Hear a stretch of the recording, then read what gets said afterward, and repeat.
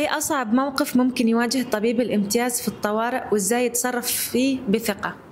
حاجات كتيرة ممكن تواجهنا كطبيب امتياز. احيانا بنبقى طالعين من الاكاديمي، طالعين اوفر كونفيدنت في نفسنا لدرجة ان انا ممكن امانج الحالة باوفر كونفيدنس وتحصل مشكلة.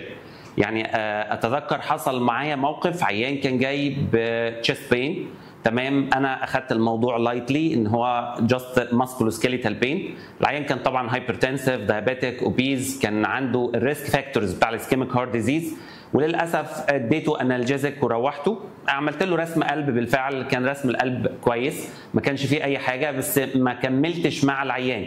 يعني الموقف الصعب اللي انا ممكن اتعرض ليه ان انا ابقى اوفر كونفيدنت في معلوماتي وامانج العيان وروحته فعليا. يعني جال العيان بعد 5 دقائق ارستد، حصل كاردياك ارست بسبب ان انا ما عملتش كاردياك انزيمز، ما عملتش سوبرفيجن لحد اعلى مني. ايه رايك في حاله زي كده؟